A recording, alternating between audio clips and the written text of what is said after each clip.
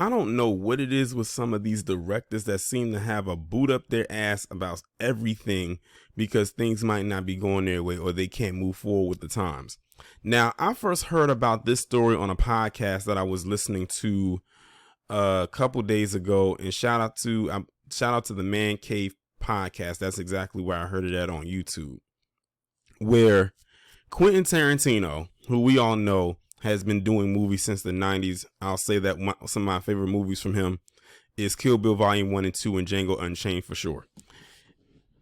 Has now come out and just basically blasted the Marvel Cinematic Universe, saying in so many words that the MCU does not make movie stars. And when I think about him saying that, it reminds me of what Martin Scorsese, who was another legendary director in Hollywood, said something about Marvel movies are, bottom of the barrel or low tier and everything like that. But then when you look up how much money the MCU has made since its inception, I would highly doubt that it's part of the low tier or the bottom of the barrel as he claims. Because when I looked it up, I think it was last week when I did it, they said the Marvel Cinematic Universe movies have made about $27 billion worldwide, and they are like the number one franchise in the world as far as a subset, like a saga of films, like literally within its own enclave. And I believe they said $15 billion of that money was made domestically here in the States, just in the States alone, just in North America, the U.S., I should say. And people, and for some reason, these directors are upset about that. Now, keep in mind, Quentin Tarantino only has done a handful of movies, like literally just a handful of movies. And I think he said he only wanted to do 9. Where's that 9th film, Quentin Tarantino? Now, from my understanding, the last movie he did was Once Upon a Time in Hollywood. I didn't watch that movie, and those who did watch it said that the movie was horrible. They said it was one of his more weaker films, but of course, Hollywood had to praise it, and I believe that's how Brad Pitt got his Oscar. I think that's the one he won his Oscar on. So, there it is. I said there's other films they could have nominated, but okay, whatever. But his words have gotten around so far that they reached back to Sam Jackson. And I use this picture because I can imagine this is probably the face that Samuel Jackson made when he heard this bit of news. Now, Samuel L. Jackson is one of the most profitable actors of all time. There was a report that went out a couple years ago that had estimated that Sam Jackson's movies have grossed about over $7 billion worldwide. And most of that is attributed to his roles as Nick Fury in the Marvel Cinematic Universe, seeing as those films can constantly and consistently make billions of dollars. Nowadays, thanks to the pandemic and some other issues, it's going to be a bit of a stretch to get back to that point. But when they were in their heyday, in their glory days, they were knocking them $1 billion films out left and right like it was nothing. You release some MCU film, you just knew there was a shoe in that you was either going to make $1 billion or come close to it. But anyway, Sam Jackson has had a very glorious acting career that dates back to the 80s as far as I know. It could be a little bit maybe in the 70s, but the 80s for sure is where I definitely remember him starting to get his shine. And he has done so many movies over the years, in the course of the 80s, the 90s, the early 2000s. And this is all before he became Nick Fury. Because remember, this man was a part of another franchise, Star Wars, that made and grossed a lot of money as well. And then he became Nick Fury in like 2008 or right around that time frame right there. And that's where he's pretty much cemented himself. But he's done other films as well, including films with Quentin Tarantino. Pulp Fiction. He had a small part in Kill Bill Volume 2. He was in Django Unchained. I believe he was in The Inglourious Bastards. And some other films. He's done quite a few Tarantino films. Like Quentin would just call him up and say, "Hey, Sam, I'm about to do a movie and I have a part. Would you like to be in it?" And Sam would always agree to do it. But Sam Jackson had to put his foot down and check the director slash friend, because I would like to believe that they've developed a friendship over the years, considering that they've worked together multiple times. But that's the thing about friends. You are a real friend if you can check your friend on their bullshit and call them out on it. And Sam Jackson had to call Quentin out on his BS, because he's like, wait a minute. The MCU can make movie stars. There's a lot of people who got their careers jump started thanks to the MCU. And there were also some people who were already stars before the MCU was a thing. A good chunk of the people that's in the MCU were famous before they got those parts. It's just that these movies elevated them to another level, and it brought in a new audience. I'll use Angelina Jolie, for example. Angelina Jolie has had an acting career that goes back to the 90s. She's been in a ton of different movies, and she's done various different genres of movies: acting, suspense, drama. So you name it, she's probably been in it. She just did her first MCU movie with Eternals last year. Now, hate it or love it, that's up to you, but we're not here to talk about your hate or love for the Eternals. I'm just using this as an example. Never in a million years would I think that Angelina Jolie would have did an MCU film. I said that when she got cast. I said, Angelina Jolie, oh, this is serious. And, Salma Hayek, another woman in that same movie, had a very interesting acting career that dates back for decades. And she did an MCU film. But the person that Sam Jackson used as an example, because those are my two examples, was Chadwick Boseman.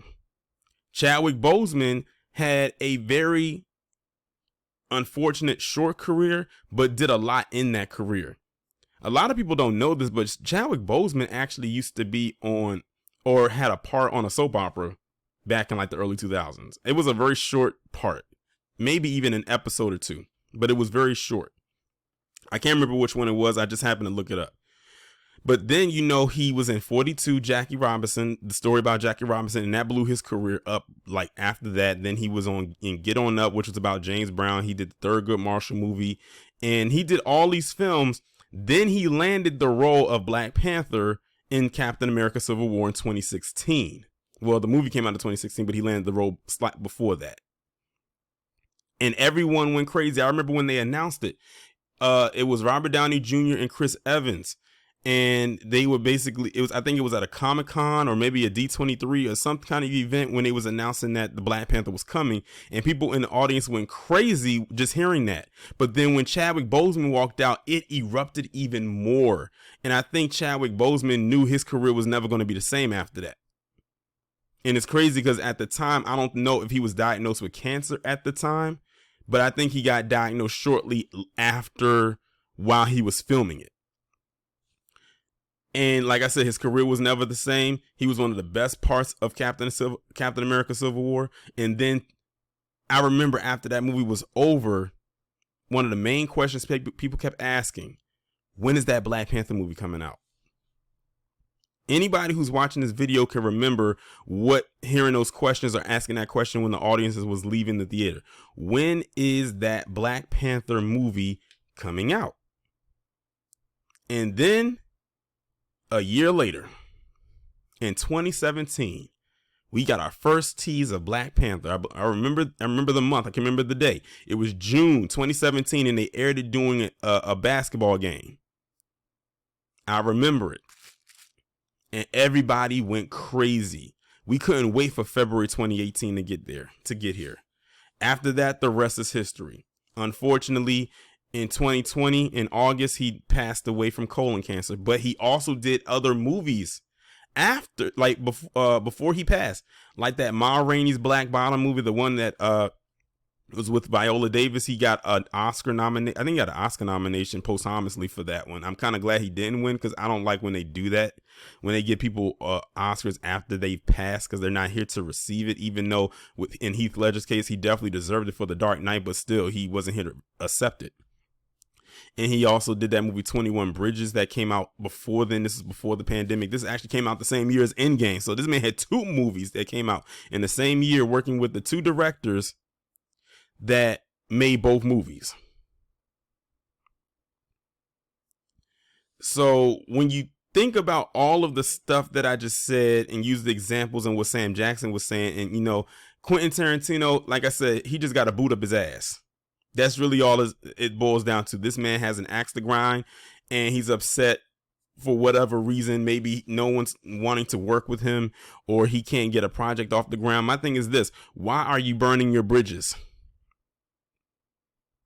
Why are you doing it? We understand that Quentin Tarantino has a certain directing style, so we know he'll probably never, I don't want to say never, but he'll probably never ever do a MCU movie because he will not have the full creative control that he would like. But don't throw salt on those who work on these films and say that they don't make movie stars, because they very well could be. Hell, Quentin Tarantino, it could have been people working on your films back in the day, and they were just getting their foot in the door and they didn't become a star.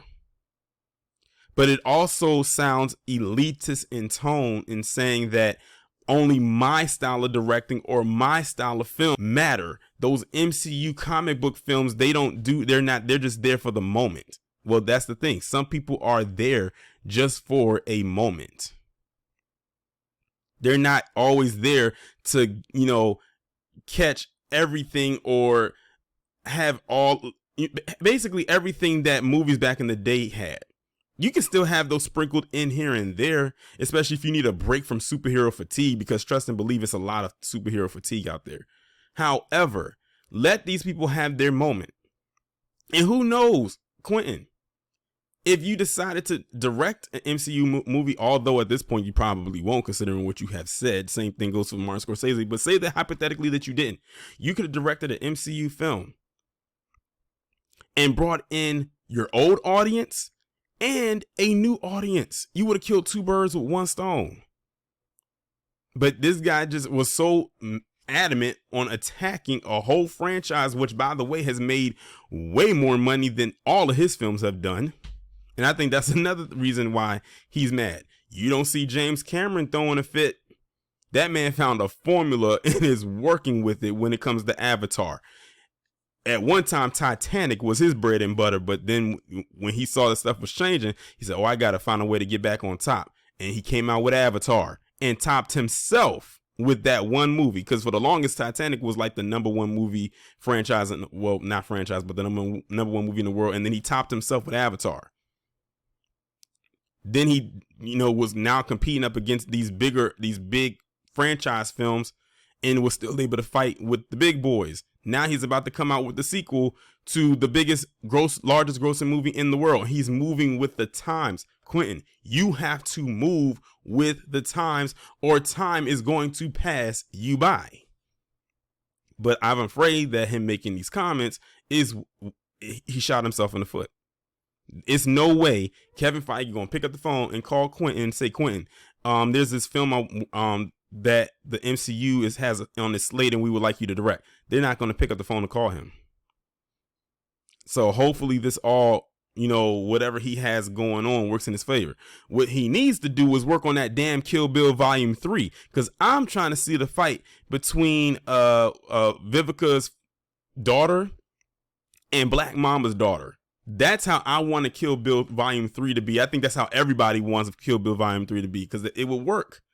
But it's like, if you don't get the ball rolling, no one's going to care. I mean, I'll still care because I like the franchise, but like, come on, time is ticking. He should have did that movie. Let that be his last film. That would be the perfect ending to his lineup and roster of films, is to do Kill Bill Volume 3. And let it be between the daughters of, Black Mamba and Vivica Fox's daughter. After all, especially since the direction Hollywood's going right now is all about quote unquote female empowerment. But this one would actually make sense if you do it based on how the storyline goes. But yeah, shout out to Sam Jackson for saying what he had to say. And that's one thing about Samuel L. Jackson. He gonna speak his mind. He don't care if you're a friend or a foe. And my thing is this. One thing Quentin Tarantino does not want to do with Sam Jackson is turn him from a friend into a foe. All he gave him was constructive criticism and says, doesn't make movie stars. They do make movie stars. And I believe the actor who plays Shang-Chi actually weighed in a little bit in this as well. I can't remember exactly what he said, but he had some criticisms of Quentin Tarantino as well. And I'm sure a lot of other people will as well, but there are probably certain people that are just going to ignore it and just continue to move on with their careers and with their lives because they know what they have in front of them. The question is, does Quentin Tarantino realize what he has in front of him, or has he lost it?